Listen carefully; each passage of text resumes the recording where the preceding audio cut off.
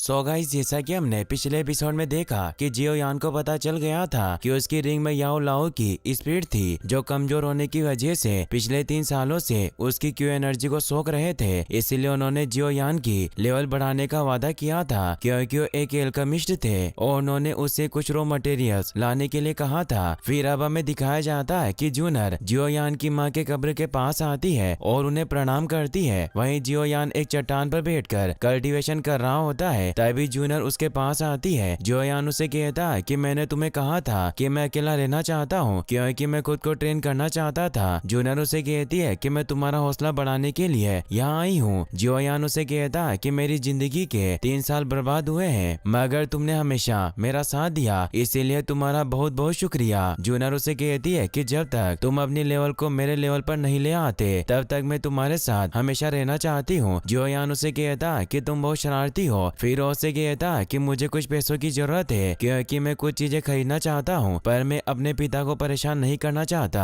बस मैं इतना चाहता हूँ कि तुम्हें ही मेरे सीक्रेट्स के बारे में पता हो और मैं तुम्हारे पैसे जल्दी लौटा दूंगा। जूनर उससे पूछती है कि तुम्हें कितने पैसे चाहिए, क्या तुम्हारे लिए 1000 सिक्के काफी है। जियोयान कहता है कि मुझे डर है कि इतने पैसों में काम नहीं होगा, इसीलिए मुझे थोड़े ज्यादा पैसे चाहिए। जूनर उसे 5 पर्पल लाइंस वाला गोल्डन कार्ड देती है तो जियोयान कहता है कि बहुत ज्यादा है। जूनर उसे कहती है कि तुम्हें मेरे लिए इतना विनर होने की जरूरत नहीं है क्योंकि मेरी तुमसे एक रिक्वेस्ट है कि तुम जो भी चीजें खरीदने जा रहे हो वहाँ तुम्हें मुझे भी लेकर चलना होगा। फिर वो दोनों एक बाजार में आ जाते हैं जहाँ जियोयान की लिस्ट के मुताबिक चीजें खरीदना आए थे। वो दोनों एक फार्मेसी में पहुँचते हैं जहाँ बाहर से ही असिस्टेंट उनका स्वागत करता है। वो उनसे पूछता है कि मैं आपकी कैसे मदद कर सकता हूँ। जूनर उसे बैंगनी कार्ड दिखाती हुई बताती है कि मैं जियो परिवार से हूँ और मैं लगातार यहाँ आती रहती हूँ। उस कार्ड को देखकर वो असिस्टेंट खुश होता है और ने अंदर आने को कहता है। तभी हम देखते हैं कि 2 सैनिक जियोयान और जूनर पर नजर रख रहे थे।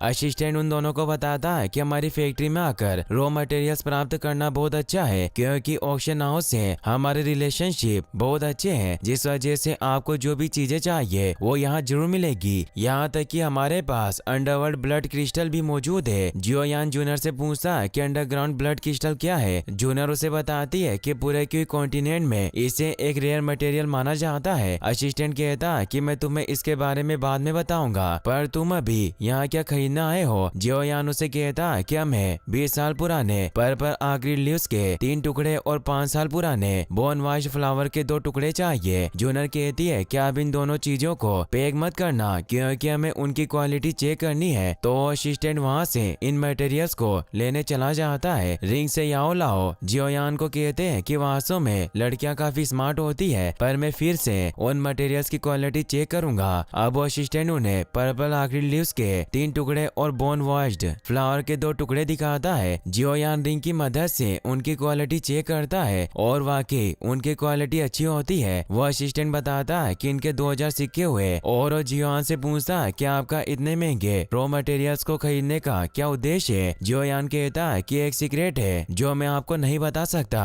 फिर वो दोनों वहाँ से निकल जाते हैं। जूनर जियोयान से कहती है कि आज मुझे असिस्टेंट का व्यवहार काफी अलग लगा, मुझे लगता है कि हमसे कुछ छिपा रहा था। जियोयान कहता है कि आमतौर पर डिपार्टमेंट स्टोर के एम्प्लॉयज हमें जानते हैं मगर फिर भी वो हमें पहचानने का नाटक कर रहा था ताकि वो हमसे जानकारी हासिल कर सके। जूनर कहती है कि हमें ज्यादा नहीं सोचना चाहिए, वैसे भी इन रॉ मटेरियल्स की क्वालिटी काफी अच्छी है। जियोयान उसे बताता है कि इन मटेरियल्स की कीमत 2000 सिक्के बहुत ज्यादा थी। जूनर उसे कहती है कि अगर तुम ब्लड क्रिस्टल की कीमत जानोगे तो तुम वास्तव में हैरान रह जाओगे। जियोयान कहता है कि बेहतर होगा कि तुम मुझे उसकी कीमत ना बताओ और उससे पूछता है कि अब हमें तीसरे रॉ मटेरियल्स को हासिल करने के लिए कहाँ चलना है। तो जूनर पहाड़ों की तरफ इशारा करती हुई बताती है कि सड़क के बगल में वहाँ एक शॉप है और उसे पूरा रास्ता बताने लगती है। तभी वो देखती है कि उस शॉप का असिस्टेंट जियाली फैमिली के एक सैनिक के साथ बात कर रहा है जो कि जियालीबी का एक सैनिक था। जूनर कहती है कि जरूर इनके इरादे कुछ अच्छे नहीं है। जियोयान कहता है कि हमें जल्दी से यहाँ से निकलना होगा और वो दौड़ते हुए वहाँ से गेट की तरफ जाने लगते हैं मगर तभी जियाली के 2 सैनिक आकर उन्हें रोक लेते हैं और कहते हैं कि तुम तो जियो परिवार के वही तीसरे यंग मास्टर हो जिसने अपनी एंगेजमेंट रद्द कर दी। जियोयान कहता है कि मैंने सगाई नहीं तोड़ी बल्कि उसे तलाक दिया है। एक सैनिक अपने साथी से कहता है कि लड़का ज्यादा मजबूत नहीं है। रिंग से याओ लाओ जियोयान को कहता है कि तुम्हें अभी लड़ना नहीं चाहिए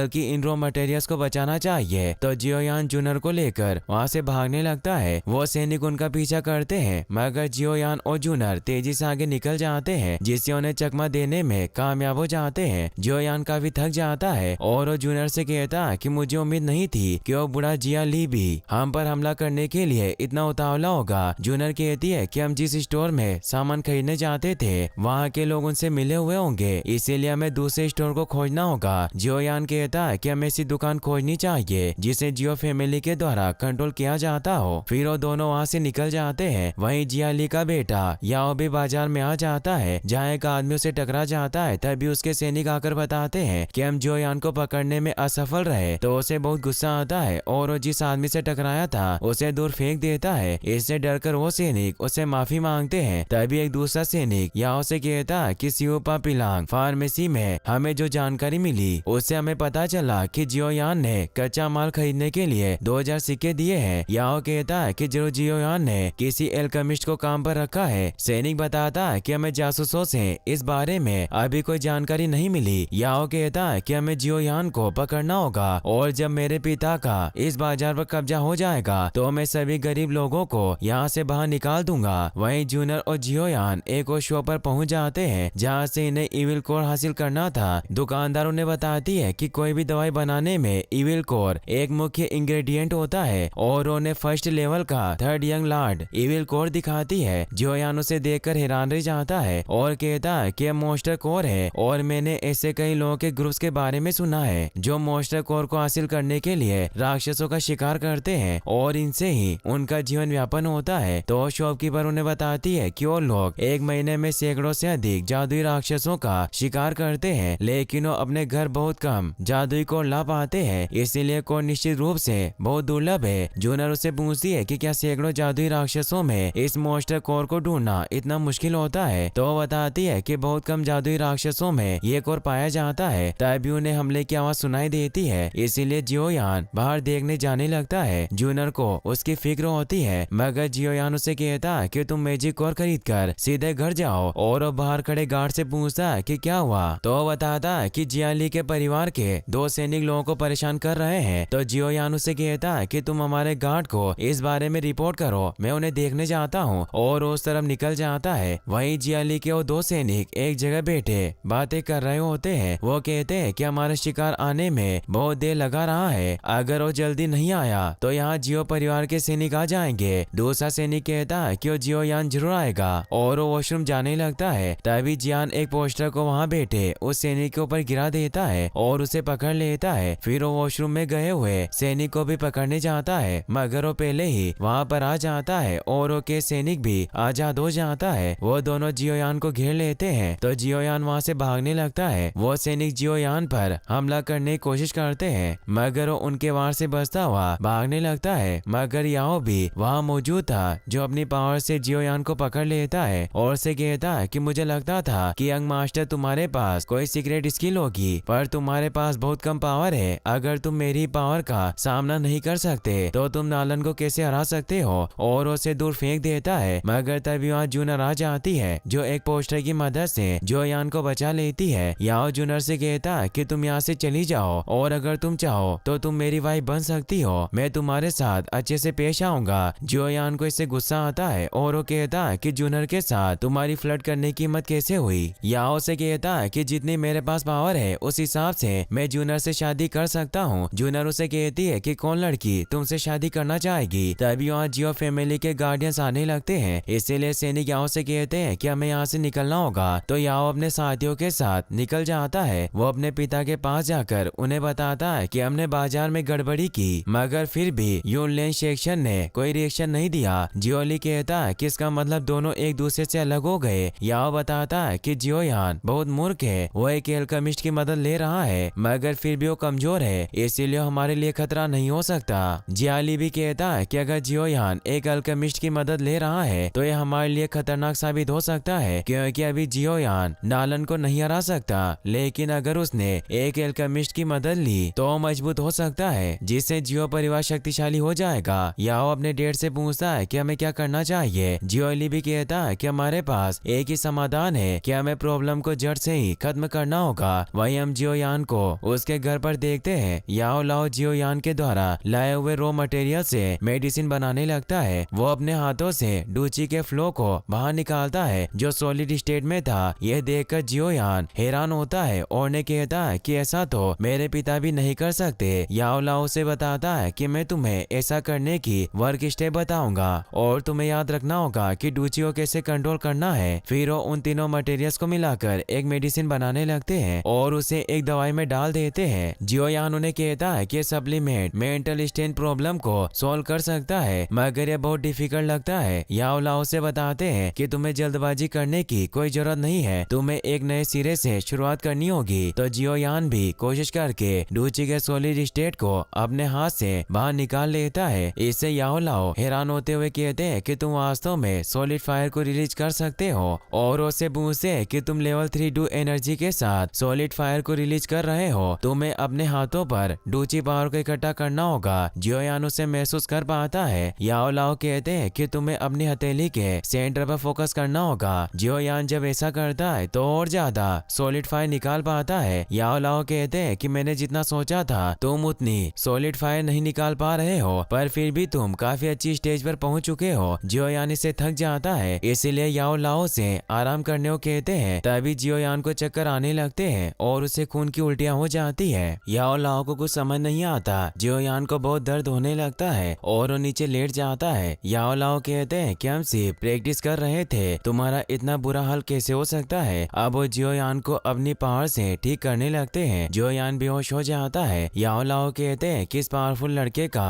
भाग्य बहुत बेकार है और अब वो जियो लाओ के अंदर अपनी पावर डालने लगते हैं और कहते हैं कि अब मेरा फ्यूचर तुम पर डिपेंड करता है, इसीलिए मैं तुम्हें ठीक करने का अवसर ले रहा हूँ जिससे मैं तुम्हारी डूची का लेवल 4थे स्तर तक बढ़ा दूंगा। और वो अपनी पावर से उसका लेवल बढ़ाने लगते हैं जिससे वहाँ एक तेज रोशनी निकलती है। फिर हमें अगले दिन ऑक्शन हाउस को दिखाया जाता है जहाँ सभी लोग इकट्ठा होते हैं क्योंकि अगले सप्ताह वहाँ नीलामी होने वाली थी, इसीलिए लोग वहाँ टिकट लेने आए थे और वो सभी लोग अपनी अपनी सीटें बुक करवाने लगते हैं। वहाँ जान जियो का साथी एल्डर भी स्पेशल पोजीशन के लिए टिकट लेने आता है। वहाँ उसे पता चलता है कि स्पेशल पोजीशन को जिया ली भी और एओबा परिवार ने भी बुक किया है। वो ये बात बाहर जाकर जान जियो को बताता है, इससे उन्हें गुस्सा आता है। वहीं हम ऊपर रूम में एक लेडी को देखते हैं जो इस ऑक्शन हाउस की मैनेजर थी। उसका नाम याफे होता है, जिसे एक आदमी आकर बताता है कि इस बार ऑक्शन में तीनों बड़े परिवार आने वाले हैं। याफे उसे वहाँ से जाने को कहती है और वो सोचती है कि उन बड़े परिवारों के बीच कंपटीशन बहुत इंटेंस होने वाला है और अगर हम न्यूट्रल रहे तो हम अच्छा मुनाफा कमा सकते हैं। वहीं हम जियो यान को देखते हैं जो मोमोज खा रहा होता है। याओ लाओ से कहता है कि मेरे शिष्य आराम से खाओ वरना तुम्हारा दम घुट जाएगा। जियो यान कहता है कि मैं कुछ दिनों तक बेहोश रहा और मैं सॉलिड फायर पर काबू नहीं कर पाया, इसीलिए मुझे अपने फेलियर के लिए खाना खाना चाहिए। याओ लाओ कहते हैं कि बेशरम लड़के, जब तुम ट्रेनिंग ले रहे थे तब तुम लगभग मौत की कगार पर थे और तुम्हारा बहुत खून बहा, पर मैंने तुम्हारी जिंदगी बचाई और मैंने तुम्हें लेवल 4 पर पहुंचने में मदद की। जियो यान इससे खुश होता है कि मैं लेवल 4 पर पहुंच गया हूं और याओ लाओ को कहता है कि आप बहुत अच्छे हैं। याओ लाओ कहते हैं कि कुछ भी नहीं है और उसे अपनी पावर से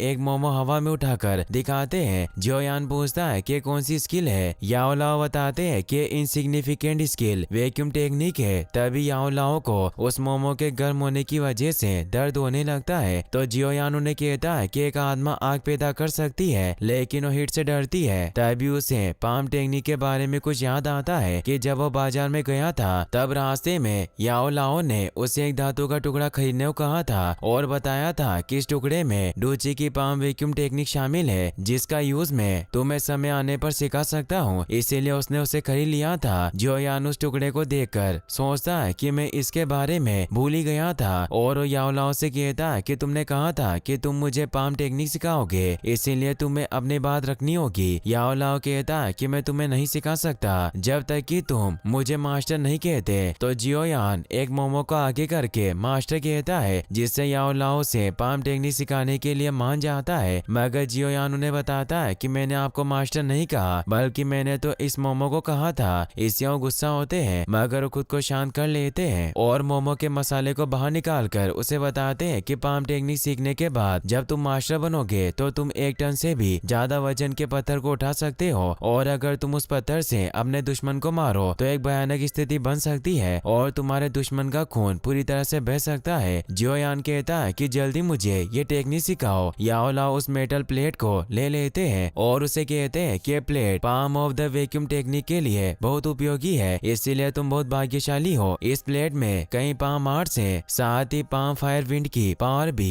फिर वो पाम फायर विंड से एक पॉट को खत्म कर देते हैं। इससे जियोयान खुश होता है और ने कहता है कि मास्टर मुझे ये सब कुछ सिखाओ। याओ लाओ कहते हैं कि तुम्हें इतनी जल्दबाजी नहीं करनी चाहिए। जब तुम इन दोनों पाम टेक्निक के मास्टर बन जाओगे तो मैं तुम्हें एडवांस पाम लेवल टेक्निक सिखाऊंगा। जियोयान खुश होता हुआ पूछता है कि उस टेक्निक का क्या नाम है। याओ लाओ कहते हैं कि अभी के लिए एक रहस्य है। फिर हम देखते हैं कि जियोयान वैक्यूम पाम टेक्निक को सीखने की कोशिश करने लग जाता है, मगर वो पावर अभी काम नहीं करती। जियोयान जियो फैमिली के प्रैक्टिस एरिया में पहुंचता है जहां जूनर जियो निंग के साथ फाइट कर रही होती है। जियोयान भी उनका मैच देख रहा होता है। जूनर उसे यहाँ देखकर खुश होती है और जियो निंग पर हमला करके उसे दूर गिरा देती है। जियोयान जूनर के पास आता है और से कहता है कि हमें मिले हुए कई दिन हो गए। जूनर को एहसास होता है कि वो लेवल 4 पर पहुंच गया है, इसीलिए उससे कहती है कि तुम स्तर 5 पर पहुंच गए। तुमने अकेले छिप छिप कर अभ्यास किया और जब तुम मेरे साथ नहीं थे मुझे काफी बोरिंग फील हुआ, इसीलिए मैं यहाँ खेलने आ गई। निंग जियोयान से कहता है कि तुम यहाँ क्या कर रहे हो। जूनर उसे कहती है कि ये यहाँ क्यों नहीं आ सकता। जियोयान अभी भी परिवार का हिस्सा है। जियोयान जूनर के कंधे पर हाथ रखता है जिससे निंग गुस्सा होकर वहाँ से चला जाता है। जूनर यहाँ से कहती है कि भले ही तुम लेवल 4 पर पहुंच चुके हो पर तुम निंग जैसे लड़के से नहीं लड़ सकते जो लेवल 8 पर है, इसीलिए तुम्हें कुछ दूसरी टेक्निक में महारत हासिल करनी होगी। और उसे एक स्क्रॉल निकाल कर देती है जिसमें रॉक क्रशिंग पाम टेक्निक थी, इसीलिए जियोयान को बताती है कि लेवल 4 के लोगों के लिए बहुत यूजफुल है, इसीलिए तुम्हें इसकी प्रैक्टिस करनी चाहिए। जियोयान उसे धन्यवाद देता है और कहता है कि मैं इसे जरूर सीखूंगा। फिर वो अपने कमरे में आ जाता है और वो याओ लाओ को उस the rock crushing palm technique के बारे में बताता है। याओ लाओ से बताते हैं कि टेक्निक बकवास है। जियोयान कहता है कि जूनर ने मुझे ये टेक्निक सीखने को कहा। याओ लाओ कहते हैं कि कचरा हमेशा कचरा ही करता है और उसे एक दूसरा स्क्रॉल देते हैं जिसमें एक ब्लैक लेवल टेक्निक थी। वो उसे बताते हैं कि तुम्हें इसे सीखने के लिए डूची के लेवल 5 पर पहुंचना होगा। जियोयान उन्हें कहता है कि लेवल 5 पर पहुंचने में मेरी मदद करें और उन्हें 3 बार मास्टर कहकर बुलाता है तो वो भी मान जाते हैं। वहीं हमें दूर पहाड़ों पर नालन को दिखाया जाता है जो कल्टीवेशन कर रही होती है। साथ ही वो ये भी सोच रही थी कि जियोयान 3 साल बाद मुझसे हारकर शर्मिंदा क्यों होना चाहता है। फिर हम देखते हैं कि याओ लाओ जियोयान को ट्रेनिंग देने लग जाते हैं। वो उसे ऑक्टेन श्रेडर टेक्निक के बारे में बताते हैं कि हाई लेवल की टेक्निक है जो डूची का अभ्यास करने वाले की क्लोज कॉम्बैट के वक्त अच्छी होती है और ये टेक्निक ग्रेट पावर के लिए जानी जाती है। और उस पर फायर से हमला करते हुए बताते हैं कि जब तुम इसमें महारत हासिल कर लोगे तब तुम्हें अटैक करने की पावर की 8 लेयर शामिल हो जाएगी। जियोयान को समझ नहीं आता कि वो मुझे ट्रेन करने के लिए इस तरह मार क्यों रहे हैं। याओ लाओ से बताते हैं कि इसकी मदद से तुम्हारी शारीरिक शक्ति को तेजी से बढ़ाया जा सकता है और ऑक्टेन क्रशिंग टेक्निक को सीखने के लिए तुम्हें मजबूत बॉडी की आवश्यकता होगी और हमें बहुत सारे